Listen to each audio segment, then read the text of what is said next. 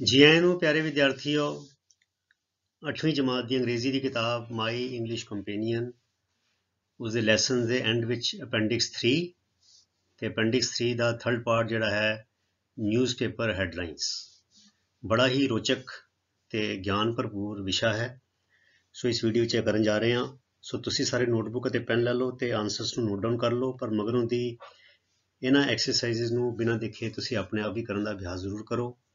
तो इसी चैनल के उत्ते तुहाडी 8वीं जमात के नाल कुछ होर प्लेलिस्टां भी ने, उन्होंने भी देखो। एक 8th इंग्लिश ग्रामर है, 8th साइंस है, फिर 8th मैथ है, तो 8th मैथ नोट्स है। सो साइंस और मैथ दी लोड़ां भी तुहाडियां इसी चैनल तो पूरीआं हो जाणगियां। सो आओ शुरू करिए। सो कहंदे दिस सैक्शन, पहले जानकारी है इहदे बारे। This section is meant to give the students practice in reading newspaper headlines. अर्थात यह जिहड़ा सैक्शन हैगा अपेंडिक्स 3 का तीसरा पार्ट, ਉਹਦਾ मकसद है भी विद्यार्थियों ਨੂੰ ਜਿਹੜੀਆਂ ਅਖਬਾਰਾਂ ਦੀਆਂ ਸੁਰਖੀਆਂ ਹੁੰਦੀਆਂ ਨੇ ਉਹਨਾਂ ਦਾ ਅਭਿਆਸ ਕਰਾਇਆ ਜਾਵੇ। ਵਿਦ ਐਨ ਐਬਿਲਿਟੀ ਦੀ ਸਮਰੱਥਾ ਟੂ ਗੈਸ ਮੈਨੇ ਅੰਦਾਜ਼ਾ ਲਗਾਉਣਾ। ਦੀ ਕੰਟੈਂਟ ਆਫ ਦੀ ਆਰਟੀਕਲ, ਅਰਥਾਤ ਸੁਰਖੀ ਪੜ੍ਹ ਕੇ ਇਹ ਅੰਦਾਜ਼ਾ ਲਗਾਉਣਾ ਕਿ ਅੱਗੇ ਜਿਹੜਾ ਇਹ ਸੁਰਖੀ ਦੇ ਥੱਲੇ ਮੁੱਖ ਲੇਖ ਹੈਗਾ ਜਾਂ ਜੋ ਲਿਖਤ ਹੈਗੀ ਏ ਇਹਦਾ ਜਿਹੜਾ ਇਹਦੀ ਵਿਸ਼ਾ ਵਸਤੂ ਕੀ ਹੋਏਗੀ, ਇਹ ਕਿਸ ਬਾਰੇ ਹੈਗਾ, ਇਹ ਅੰਦਾਜ਼ਾ ਲਗਾਉਣਾ ਸੁਰਖੀ ਪੜ੍ਹ ਕੇ। The students are expected to explain the newspaper headlines in 10 to 15 words। ਜਿਹੜੇ ਵਿਦਿਆਰਥੀ ਨੇ ਉਹਨਾਂ ਤੋਂ ਇਹ ਆਸ ਰੱਖੀ ਜਾਂਦੀ ਹੈ ਕਿ ਉਹ ਅਖਬਾਰ ਦੀ ਸੁਰਖੀ ਦੀ ਵਿਆਖਿਆ 10 ਤੋਂ 15 ਸ਼ਬਦਾਂ ਵਿੱਚ ਕਰਨ। In the form of complete sentences, ਪੂਰਨ ਵਾਕ ਦੇ ਰੂਪ ਦੇ ਵਿੱਚ। ਫਿਰ ਕਹਿੰਦੇ here are a few examples। ਤੇ ਤੁਹਾਡੀ ਸਹੂਲਤ ਲਈ, ਤੁਹਾਨੂੰ ਸੇਧ ਦੇਣ ਲਈ, ਤੁਹਾਨੂੰ ਇਸ਼ਾਰਾ ਦੇਣ ਲਈ, ਹਿੰਟ ਦੇਣ ਲਈ ਕੁਝ ਉਦਾਹਰਣ ਨੇ, ਅਸੀਂ ਉਹ ਵੀ ਚਰਚਾ ਕਰਾਂਗੇ ਤੇ ਫਿਰ ਅੱਗੇ ਪ੍ਰੈਕਟਿਸ ਕਰਾਂਗੇ। ਹੁਣ ਜਿੱਦਾਂ ਪਹਿਲੀ ਹੈਡਲਾਈਨ ਹੈ PM leaves for Texas. Texas ਬੱਚੋ ਸ਼ਹਿਰ ਦਾ ਨਾਮ ਹੈ, ਇੱਕ ਸਟੇਟ ਹੈਗਾ ਅਮਰੀਕਾ ਦਾ।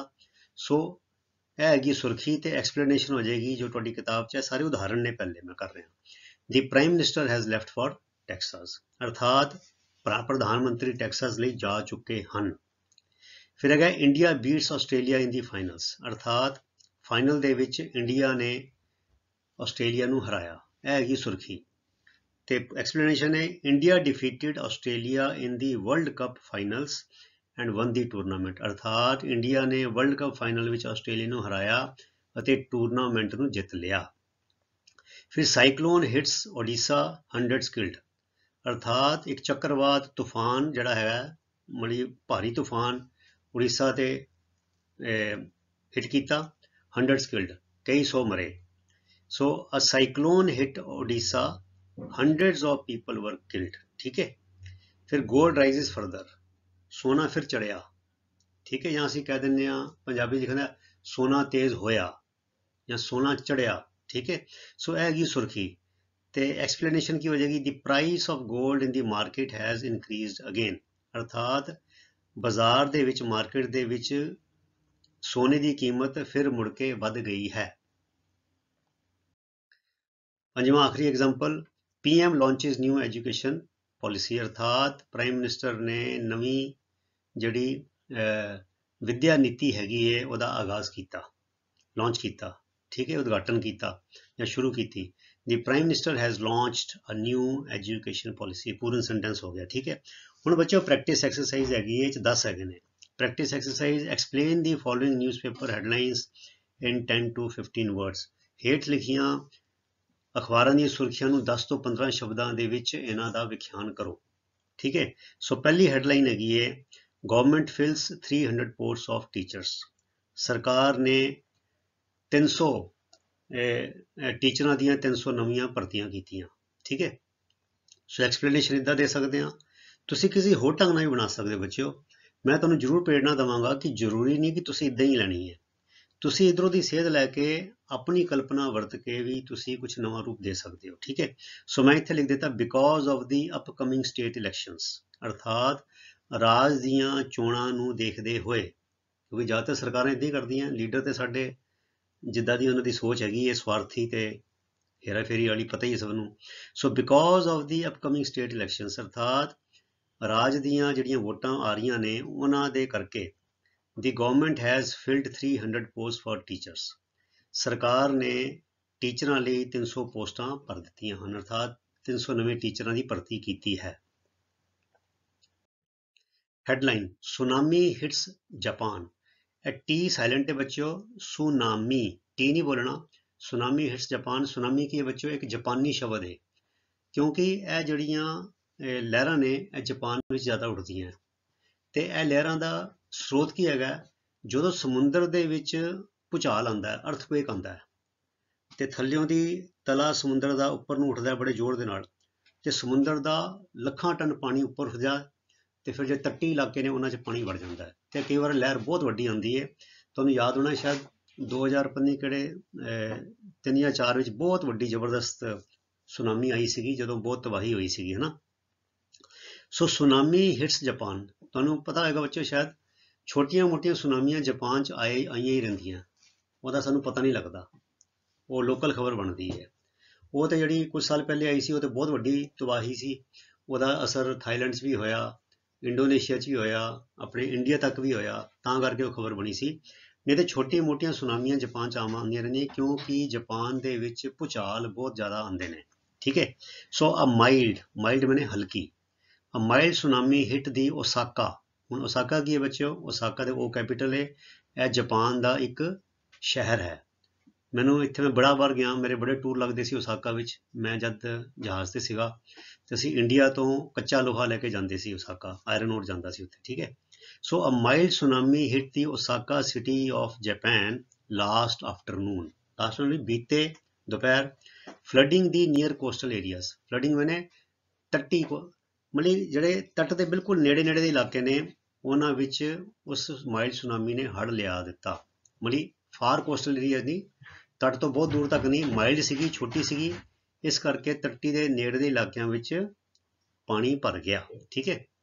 ਸੋ ਤੀਜਾ headline student held for ਸਟੀਲਿੰਗ mobile phone, ਅਰਥਾਤ ਇੱਕ ਮੋਬਾਈਲ ਫੋਨ ਚੋਰੀ ਕਰਦੇ ਹੋਏ ਇੱਕ ਵਿਦਿਆਰਥੀ ਫੜਿਆ ਗਿਆ। ਸੋ ਐਕਸਪਲੇਨੇਸ਼ਨ ਕਿੱਦਾਂ ਦੇ ਸਕਦੇ ਹਾਂ, the police have taken a student into custody.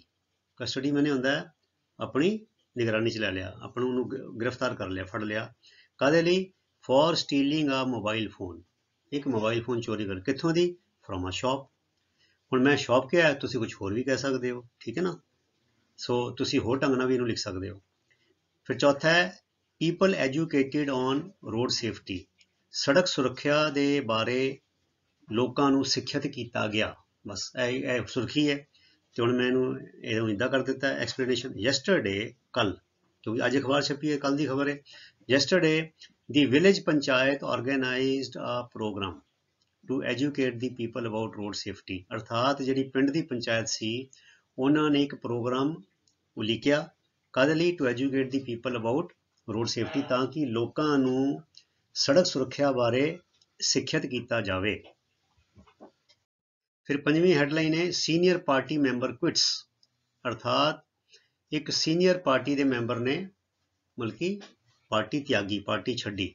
ਸੋ ਇਹਦੀ ਐਕਸਪਲੇਨੇਸ਼ਨ ਦਾ ਇਸਨੇ ਮਿਸਟਰ ਐਕਸ, ਮੈਂ ਐਕਸ ਲਿਖ ਦਿੱਤਾ ਹੈ, ਕੋਈ ਵੀ ਬੰਦਾ ਹੋ ਸਕਦਾ ਐਕਸ ਵਾਈ ਜ਼ੈਡ, ਹੈ ਨਾ, ਰੋਸ਼ਨ ਲਾਲ, ਮਦਨ ਲਾਲ, ਬੜੇ ਸਾਰੇ ਹੈਗੇ ਨੇ। So mister X a senior party member of BJP ਦੀ senior party member has quit the party, ਉਹਨੇ ਪਾਰਟੀ ਛੱਡ ਦਿੱਤੀ ਹੈ, ਕਾਹਦੇ ਲਈ, for not getting the election ticket, ਕਿਉਂਕਿ ਉਹਨੂੰ ਇਲੈਕਸ਼ਨ ਦੀ ਟਿਕਟ ਨਹੀਂ ਮਿਲੀ, ਇਸ ਕਰਕੇ ਉਹਨੇ ਪਾਰਟੀ ਛੱਡ ਦਿੱਤੀ, ਠੀਕ ਹੈ। ਸੋ ਅਗਲੀ ਹੈਡਲਾਈਨ ਹੈ husband gets RI in dowry case. Dory ਮੈਨੇ ਹੁੰਦਾ ਦਾਜ, ਦਾਜ ਦੇ ਕੇਸ ਵਿੱਚ RI ਕੀ ਹੁੰਦਾ ਬੱਚੋ, RI ਹੁੰਦਾ ਰਿਗੋਰਸ ਇੰਪ੍ਰਿਜ਼ਨਮੈਂਟ, ਇੰਪ੍ਰਿਜ਼ਨਮੈਂਟ ਤੇ ਹੁੰਦੀ ਜੇਲ੍ਹ, ਤੇ ਰਿਗੋਰਸ ਹੁੰਦੀ ਹੈ ਬਾਮੁਸ਼ੱਕਤ, ਬਾਮੁਸ਼ੱਕਤ ਨੇ ਮੁਸ਼ੱਕਤ ਦੇ ਨਾਲ, ਸਖਤ ਜੇਲ੍ਹ, ਅਰਥਾਤ ਜਿਹਦੇ ਵਿੱਚ ਮਤਲਬ ਕਿ ਜਿਸਮਾਨੀ ਤੌਰ ਤੇ ਬੜਾ ਤਗੜਾ ਸਖਤ ਕੰਮ ਕਰਨਾ ਪਏਗਾ, ਪੱਥਰ ਤੋੜਨੇ ਪੈਣਗੇ, ਜਿਹਦੇ ਵਿੱਚ ਚੱਕੀ ਪੀਣੀ ਪਏਗੀ, ਜੋ ਬਣਿਆ ਹੋਇਆ, ਉਹਨੂੰ ਕਹਿੰਦੇ ਨੇ RI, rigorous imprisonment. Husband gets RI in dowry case, husband ਨੂੰ ਬਾਮੁਸ਼ੱਕਤ ਮਤਲਬ ਕਿ ਸਜ਼ਾ ਮਿਲੀ RI ਦੀ, ਠੀਕ ਹੈ, ਰਿਗੋਰਸ ਇੰਪ੍ਰਿਜ਼ਨਮੈਂਟ ਦੀ, ਬਾਮੁਸ਼ੱਕਤ ਇਨ ਡੌਰੀ ਕੇਸ, ਦਾਜ ਦੇ ਕੇਸ ਵਿੱਚ। ਸੋ ਇਹਨੂੰ ਇੱਦਾਂ ਐਕਸਪਲੇਨ ਕਰ ਸਕਦੇ ਹਾਂ, the court has sentenced a man to 10 years of rigorous imprisonment in a dowry case, ਅਰਥਾਤ ਅਦਾਲਤ ਨੇ ਇੱਕ ਬੰਦੇ ਨੂੰ 10 ਸਾਲ ਦੀ ਬਾਮੁਸ਼ੱਕਤ ਕੈਦ ਇੱਕ ਦਾਜ ਦੇ ਕੇਸ ਵਿੱਚ ਸੁਣਾਈ ਹੈ, ਠੀਕ ਹੈ। ਹੈਡਲਾਈਨ ਅਰਥਕੁਏਕ ਰੌਕਸ नेपाल, अर्थात भूचाल ने नेपाल नूं झटकाया या नेपाल नूं झटका दिता, ठीक है, या नेपाल हिलाया, ठीक है। सो एक्सप्लेनेशन हैगी है an earthquake measuring 5.5 on the Richter scale. Richter scale है बच्चों, रिक्टर स्केल वो स्केल है बच्चों, तुहाडी शायद किताब च एक अर्थक्वेक दा लैसन भी हैगा। रिक्टर ना पता लगता है तुहाडी हाँ साइंस की जिहड़ी किताब है नैचुरल फिनोमिना, ਉਹਦੇ ਵਿੱਚ ਸਾਇੰਸ ਦੀ किताब च बड़ी डिटेल च एक्सप्लेन किया होया है। वो च अर्थक्वेक दा लैसन है तुहाडी जिहड़ी साइंस की किताब 8वीं दी नैचुरल फिनोमिना विच लाइटनिंग हैगी है, थंडर स्टॉर्म हैगे ने ते अर्थक्वेक हैगे ने। रिक्टर स्केल वो हुंदा है जो सानू यह दसदा है कि भूचाल जिहड़ा है वो छोटा सी, दरमियाना सी, वड्डा सी, सख्त सी या बहुत खतरनाक सी। सो रिक्टर स्केल 5.5 जिहड़ा हैगा मतलब कि माइल्ड मॉडरेट हैगा, बहुत ज़्यादा खतरनाक नहीं हैगा। So an earthquake measuring 5.5 on the Richter scale hit Nepal's central region, Nepal ਦੇ ਕੇਂਦਰੀ ਇਲਾਕੇ ਨੂੰ last night, ਪਿਛਲੀ ਰਾਤ, ठीक है। सो अगली हेडलाइन है defence minister reaches Moscow, defence रक्षा मंत्री मॉस्को पहुंचे। सो एक्सप्लेनेशन येस्टरडे, कल India's defence minister mister Z reached Moscow airport in a chartered plane. Chartered plane होंगे बच्चों जो प्लेन हायर किया गया स्पैशल किसी काम लिए, वो फिर आम यात्रु नहीं जाते, जोड़े यात्रु पहले फिक्स किए हुए हैं वो जाते हैं, या ज़्यादातर सरकार के जोड़े एहलकार जोड़े बंदे होंगे, अफसर होंगे, कोई जर्नलिस्ट होंगे, पत्रकार होंगे, ठीक है ना। सो सरकारी जोड़े बंदे होंगे मेन वो जान गया, या कोई सुरक्षा वाले बंदे होंगे। So yesterday India's defence minister mister Z reached Moscow airport in a chartered plane. Headline 14-year-old claims to have cured COVID, अर्थात 14 साल के ने कोविड के इलाज का दावा किया, ठीक है। हम इदा लिख सकते हैं explanation a 14-year boy from UP, Uttar Pradesh, उत्थे ज़्यादा इदा के वहम भरम है ने। So a 14-year boy from UP has claimed, दावा किया है to have found a cure for the COVID disease, उन्हें दावा किया है कि मेरे को कोविड जी बीमारी है यदा इलाज करने का मेरे को हल है। आखिरी हेडलाइन आ गई CM calls for education reform in Punjab. CM नाल चीफ मिनिस्टर मुख्यमंत्री ने जिहड़ी एजुकेशन रिफॉर्म का मतलब है विद्या विच सुधार का सद्दा दिता। सो एक्सप्लेनेशन इदा दे सकते हैं the states chief minister has called for necessary reforms, necessary mean होंदा लोड़ींदियां, एसेंशियल, ठीक है, तो या फिर असीं कह सकते हैं नीडिड, स्वैशवादी वर सकते, नीडिड वर सकते हो, एसेंशियल वर सकते हो। Necessary reforms in the education sector, अर्थात विद्या के खेत्र विच लोड़ींदियां जिहड़े सुधार ने उहदे लई स्टेट के मुख्यमंत्री ने सद्दा दिता है। सो ऐसी प्यारे विद्यार्थियों तुहाडा अपेंडिक्स 3 दा पार्ट 3 न्यूज़पेपर हैडलाइनस की एक्सप्लेनेशन बड़ी वधिया एक्सरसाइज है, इहदे नाल थोड़ा दिमागी कसरत भी है, थोड़ा लिखण का अभ्यास भी है, तो ऑफकोर्स पढ़ के सुर्खियां पढ़ के उधरों अंदाज़ा लगाना कि अगे जिहड़ा लेख लिखिया गया सुर्खी दे थल्ले किस विषय बारे होएगा, बहुत वधिया चीज़ हैगी है। सो तुसीं इहदा बहुत ज़्यादा अभ्यास करो। सो तुसीं इसी तरह नेम नाल उत्साह नाल अपनी पढ़ाई करी चलो, तो अगले वीडियो तक लई गुड बाय। तुहाडा सारिआं दा बहुत बहुत धन्नवाद, रब राखा, थैंक यू वेरी मच।